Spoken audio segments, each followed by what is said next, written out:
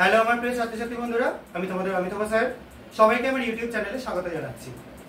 আজকে তোমাদের কাছে যে এক্সপেরিমেন্টটা করে দেখাচ্ছি এটা তোমাদের প্র্যাকটিক্যালের খুব গুরুত্বপূর্ণ একটা এক্সপেরিমেন্ট। এখানে তোমরা স্ট্রং অ্যাসিড উইক বেস এই দুটো কম্বিনেশন আর একটা উইক অ্যাসিড স্ট্রং বেস এই দুটো কম্বিনেশনের জন্য কোন কোন নির্দেশক বা ইন্ডিকেটর সলিউশন আমরা ইউজ করব সেটা তোমাদেরকে আমি আজকে দেখাবো। তো আমি আগে বলে দিই, এখানে স্ট্রং অ্যাসিডের আমি একটা সলিউশন রেখেছি। এর মধ্যে আমরা নিয়েছি কি HCl solution, hydrochloric acid solution. তোমাদের এইগুলো নিয়ে এক্সপেরিমেন্ট আছে, সেগুলো আবার পরে করে দেখানো যাবে। উইক বেসের মধ্যে আমরা নিয়েছি Na2CO3 সলিউশন, ঠিক আছে, সোডিয়াম কার্বনেট সলিউশন। এরপর আছে উইক অ্যাসিড, এটা নিয়েছি আমি COOH, অর্থাৎ এটার ভোল্ট ওয়াইজ, অর্থাৎ অক্সালিক অ্যাসিডের সলিউশন। আর এখানে আরেকটা জায়গায় নেওয়া রয়েছে সেটা হচ্ছে একটা স্ট্রং বেস, এখানে আমরা নিয়েছি NaOH solution, sodium hydroxide solution. তাহলে তোমাদের যে এক্সপেরিমেন্ট আছে সিলেবাসে সেটা এই স্ট্রং অ্যাসিড HCl এর সাথে একটা উইক বেস Na2CO3 রিঅ্যাকশন, আর একটা আছে উইক অ্যাসিড অক্সালিক অ্যাসিডের সাথে স্ট্রং বেস NaOH এর রিঅ্যাকশন। এবং আমরা স্ট্রং অ্যাসিড উইক বেসের জন্য যে কম্পোজিশন ইউজ করি সেটা হচ্ছে মিথাইল অরেঞ্জ। কালারটা দেখেই সবাই বুঝতে পারছো, অরেঞ্জ কালারের একটা সলিউশন।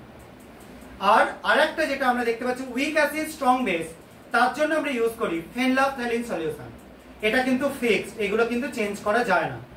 আমরা এখানে তাড়াতাড়ি রিঅ্যাকশনটা করে নেওয়ার জন্য সলিউশন একদম রেডি করে নিয়েছি। তবু তোমাদের পিএইচ পেপারের মধ্যে এই সলিউশনগুলোর মধ্যে দিয়ে কি কালার আছে সেটা আমার ভাগ্নি অনুষ্কা রয়েছে, ওদেরকে বলছি দেখিয়ে দেওয়ার জন্য। তো দেখিয়ে দে, এগুলো একটা একটা করে স্টেপ নিয়ে দেখা।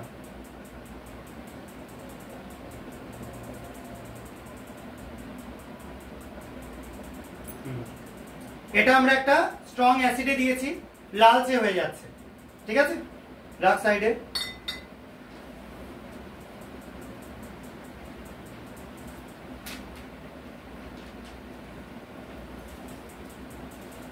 বেসের মধ্যে দেওয়া হয়েছে, নীল হয়ে যাচ্ছে।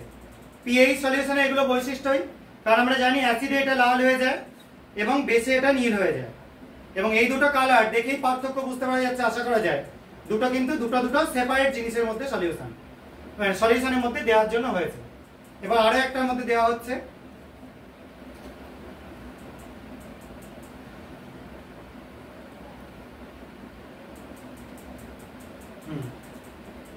এটা হয়েছে একটা, আমরা এখানে কি ইউজ করেছি না উইক অ্যাসিড ইউজ করেছি, তার মধ্যেও লাল হয়ে যাচ্ছে। আর একটার মধ্যে আমরা ইউজ করব উইক একটা স্ট্রং বেস NaOH, এটার মধ্যে পুরো নীল হয়ে যাচ্ছে।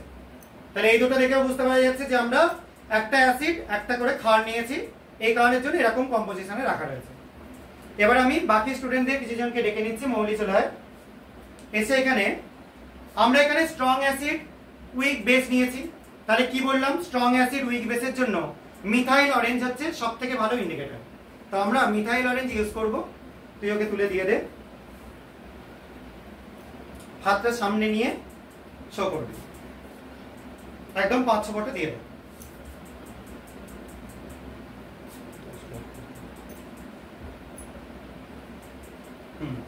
এবার আস্তে আস্তে ইয়ে কর।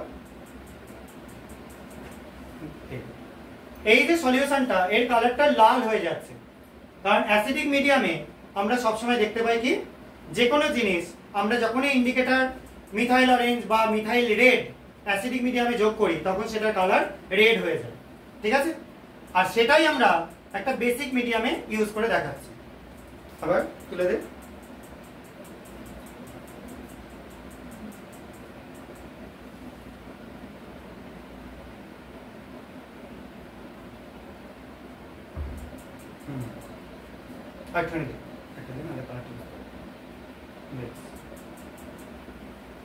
এই কালারটা, এটা কি হয়ে যাচ্ছে, ইয়েলো হয়ে যাচ্ছে, লাইট ইয়েলো।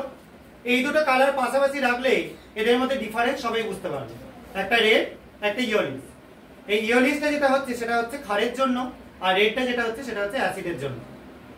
এই দুটো রাখলাম। এবার একটু তুই সাইডে, ওকে একটু চলে আয়, অনুষ্কা চলে আয়।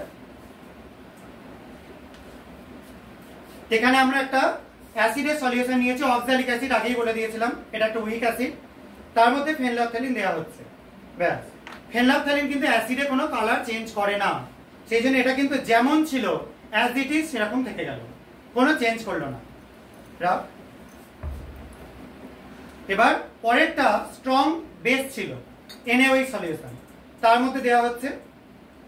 তো এটার মধ্যে কালার কি তৈরি হয়ে যাচ্ছে? পিঙ্ক কালার তৈরি হয়ে যাচ্ছে। তো এই কালারটা তৈরি হয়ে গেলে আমরা কিন্তু দুটোর মধ্যে ডিফারেন্সিয়েট অবশ্যই করতে পারবো, এটা খুব স্বাভাবিক ব্যাপার। তো আমরা যখন এই টাইট্রেশনটা করব তখন এই দুটোকে মেশানো হলে এদের মাঝখানের কালার কমলা আসবে, এই কালার আসবে, এবং এটা থেকেই টাইট্রেশন পয়েন্ট বের করা হবে। ঠিক সেরকম ভাবে এই দুটো যখন আমরা মেশাবো তখন এই কালারটা, ক্ষারের এই কালারটা আস্তে আস্তে ডিসঅ্যাপিয়ার করে যাবে এক ড্রপ অ্যাসিড যোগ করাতে। এটা যখন বুলেটের থ্রু দিয়ে, বুলেট এবং পিপেট ইউজ করে টাইট্রেশন করানো হবে তখন জিনিসটা আরো ক্লিয়ার হয়ে যাবে। আশা করা যায় তোমরা এই জিনিসটা বুঝতে পেরেছো, কালারটা বুঝতে পেরেছো, কারণ তোমাদের এই কালারগুলো না চিনলে এক্সপেরিমেন্টটা বুঝতে পারা খুব অসম্ভব ব্যাপার হয়ে যাবে। আজকের মতো ভিডিও এটুকুনি। যদি তোমাদের এগুলো ভালো লেগে থাকে চ্যানেলটা সাবস্ক্রাইব করো, ভিডিও লাইক এবং শেয়ার করে আমাদের পাশে থেকো। বাই।